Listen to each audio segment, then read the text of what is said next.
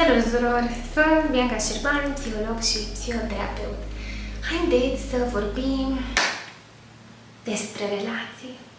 Ca terapeut, consider că cel mai de bază lucru pe care îl putem face pentru sănătatea relațiilor noastre este să cunoaștem psihologia din spatele iubirii și anume stilurile de atașament. Așa că, fie că treci printr-o despărțire sau ești într-o relație unde lucrurile scârțâie sau vrei doar să te documentezi din timp, te invit să parcurgem împreună următoarele puncte. O scurtă introducere în teoria atașamentului prin exemplul Ioanei, un personaj fictiv, dar reprezentativ. Cele 3 moduri prin care noi iubim, pe care o să le vedem pe parcursul exemplelor, combinații toxice de stiluri cu focus pe dinamica anxios-evitant și, în final, recomandări de la un terapeut, adică de la mine, bazate pe știință pentru fiecare stil. Vreau să vă prezint povestea unui personaj, Ioana. Ioana are un anișor de când s-a născut. E în brațele mamei ei, doarme. În timp ce fetița doarme, mama ei varsă o lacrimă și încă una. Se gândește la soțul ei, cu care lucrurile nu merg foarte bine. De când a născut, e distant și cu ea și cu Ioana. Timpul trece, iar Ioana are 5 ani. A făcut o mică boacănă ca orice copil, iar tatăl ei o ceartă. Nu ești bună de nimic, îi zice.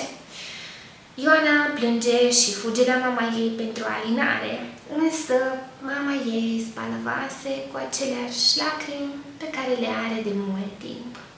E cu gândurile ei, nu e disponibilă pentru Ioana. Timpul a trecut din nou, iar Ioana noastră e adolescentă. Se înțelege bine cu mama, pe care o consideră destul de apropiată, însă cu tata lucrurile au rămas cam la fel. Îl simte rece și distant și când el vine de la lucru, ea are tendința să încerce să se facă invizibilă. În toți acești ani, de când s-a născut, mintea Ioanei a căutat să se atașeze de adulții care o îngrijesc. Normal, până la urmă, ca orice copil.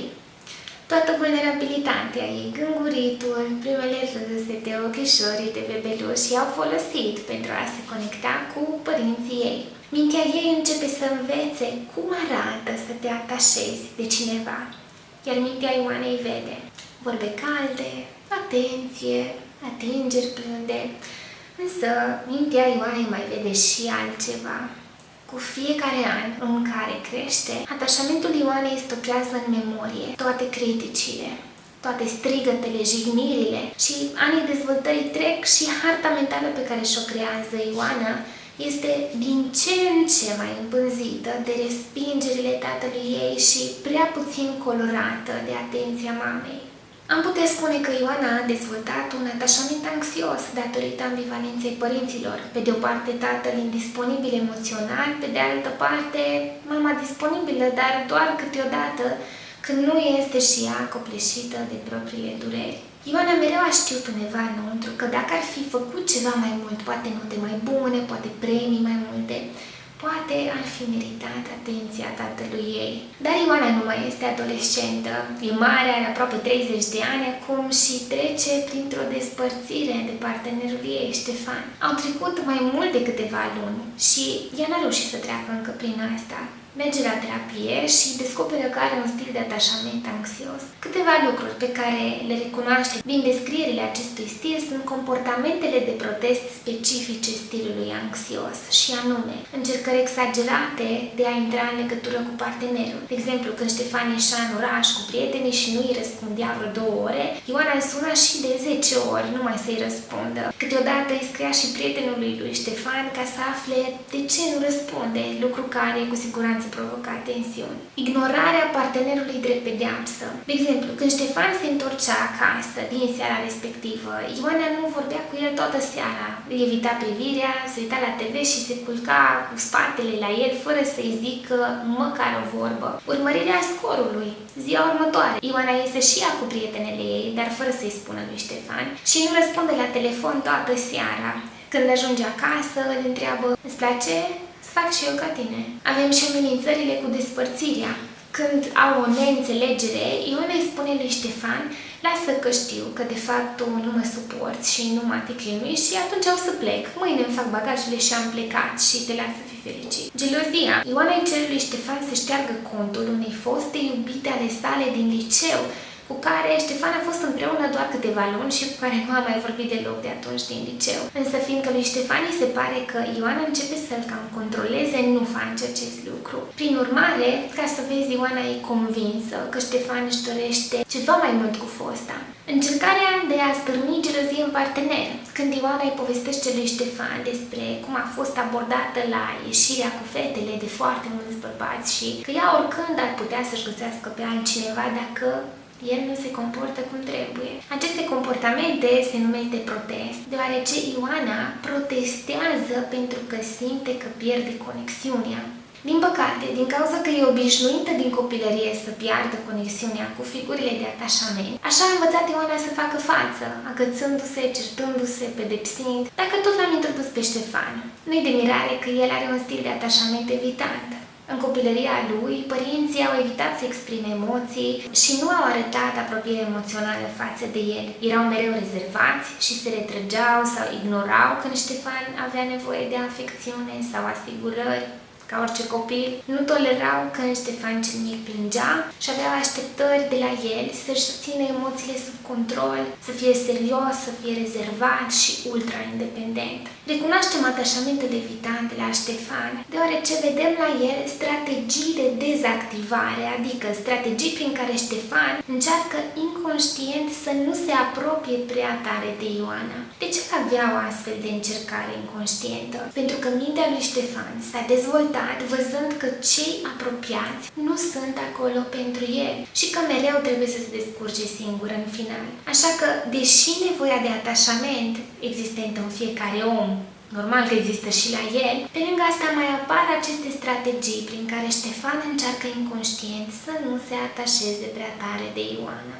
În primul rând, spune că nu e pregătit pentru o relație, dar nici nu renunță la Ioana. În continuare, flirtează cu ea, iese cu ea la întâlniri, se comportă ca și cum ar vrea ceva mai mult, se concentrează pe mici imperfecțiuni ale ei pentru a justifica lipsa lui de implicare în relație, flirtează cu alte persoane, nu prea are exprimări de afecțiune, se retrage când lucrurile merg bine. De exemplu, când s-au întors dintr-un concediu super împreună, unde totul a mers bine, Ștefan începe să o ignore pe Ioana, să-i răspundă doar din când în când la mesaje și să-și ocupe timpul cu altceva. Are relații superficiale. Celelalte relații ale lui Ștefan nu au fost prea grozave, fie au fost foarte scurte, fie nu s-a ajuns la o conexiune profundă cu partenerele lui. Ține secrete importante pentru o relație, se exprimă vag, prioritizează independența și menționează foarte des nevoia de spațiu. De ce au ajuns Ioana și Ștefan împreună, dacă unul este anxios și celălalt este evitant? În primul rând, pentru că Ioana simte că parcă îl știe dintotdeauna, adică evitarea lui și faptul că o face să se simtă câteodată dorită, câteodată nedorită, e ceva foarte familiar pentru ea. Iar creierul nostru vede familiaritatea ca ceva safe. Exact cum a învățat ea despre iubire din atașamentul față de părinți. În al doilea rând, pentru că atunci când Ștefan face comportamente de dezactivare, adică e evitant, asta îi va declanșa Ioanei comportamentele de protest și viceversa. Cu cât Ștefan se distanțează, cu atât Ioana se apropie.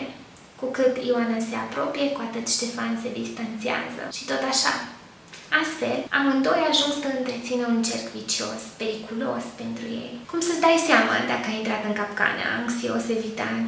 În primul rând, vezi efectul de roller coaster. Nu există o constantă în relație, din când în când Ștefan acceptă să fie disponibil pentru Ioana, atunci ea se liniștește și cuplul atinge o intimitate extremă, chiar euforică, însă doar pentru o vreme.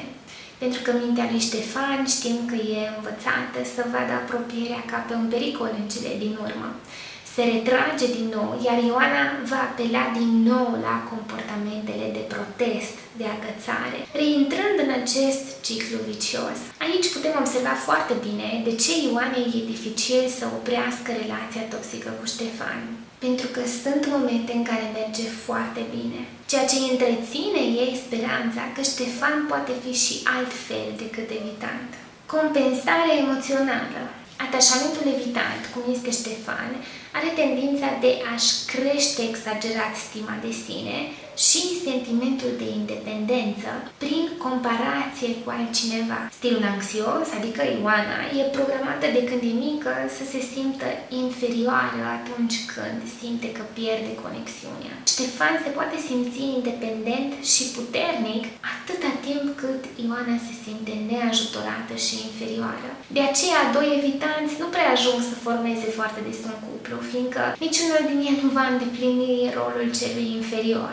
Incertitudinea. Chiar dacă Ioana și Ștefan au fost împreună 8 ani, pe tot parcursul relației lor a existat incertitudine, certuri din motive minore. Ioana și Ștefan se certau foarte des din lucruri minore, precum uitatul geamului deschis iarna sau la ce ore se ia cina. Însă, certurile lor, de fapt, nu erau despre aceste motive minore.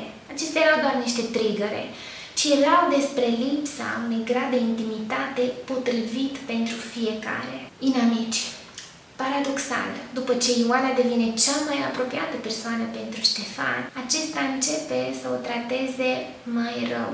Captivitatea. Amândoi dezvoltă un sentiment ciudat de captivitate. Pe de o parte, amândoi simt că relația nu e potrivită, pe de altă parte, amândoi se simt prea atașați emoțional ca să ducă o despărțire la bun sfârșit. Cât despre Ștefan, ce ne oprește să spunem că dacă el nu vrea apropiere, nu ar trebui să se oblige să vrea, nu? Însă, harta lui mentală, care vedea apropierea periculoasă, plus comportamentele sale evitante, au un impact și asupra calității vieții lui. Fiind excesiv de axat pe a fi autosuficient și a nu avea nevoie de nimeni, Ștefan duce pe umerii lui poverile vieții de unul singur, ignorând ajutorul celorlalți care i-ar face viața mai ușoară. De asemenea, tendința lui Ștefan de a se axa doar pe defectele Ioanei îl va face să nu o considere demnă de el și să se priveze și pe el de o conexiune emoțională cu o altă persoană. O experiență care merită trăită în viața noastră scurtă pe pământ. De asemenea, Ștefan mereu se gândește că adevărata persoană potrivită pentru el este undeva în viitor. Astfel, nu depune efortul necesar pentru a construi relația potrivită în prezent, lucru care îl va face pe Ștefan să nu reușească să găsească relația potrivită pentru el. Ce recomandări primește Ioana de la terapeutul ei? În primul rând, Ioana descoperă și reușește să accepte nevoile ei autentice pe care le are într-o relație. Câteva exemple ar fi: să știe statutul relației, să fie anunțată din timp dacă partenerul nu va putea să răspundă o vreme. Ioana învață să recunoască semnele persoanelor evitante și să le evite, chiar dacă simte o atracție puternică. Ioana învață și semnele persoanelor securizante și își propune să dea o șansă acestor persoane, chiar dacă la început nu apare aceeași chimie, despre care Ioana a învățat că nu este chimia fluturașilor de îndrăgostire, ci mai degrabă chimia fluturașilor de alarmă, ceva foarte familiar pentru ea. În terapia lui Ștefan, acesta învață să identifice când face comportamente de dezactivare în relație, apoi să înlocuiască independența exagerată cu sprijinul reciproc, să se orienteze și el mai degrabă după persoane cu stil securizant, să-și reamintească lucrurile pentru care e recunoscător în relație și să facă activități cu partenera lui care implică și un anume grad de distragere a atenției, cum ar fi drumeții, plimbări. În final, dacă te regăsești în Ioana sau în Ștefan, nu-i capăt de lume, fiindcă stilurile de atașament sunt schimbabile. Când intrăm în relații cu alte persoane securizante, de exemplu, relații de cuplu, relații de prietenie, de muncă și chiar și de terapie, și cu cât încercăm activ să migrăm spre un stil de atașament securizant, cu atât acest lucru este posibil. Că tot am amintit de persoanele cu atașament securizant. Câteva semne că o persoană are atașament securizant pot să își regleze emoțiile lor și ale celuilalt când sunt într-o relație.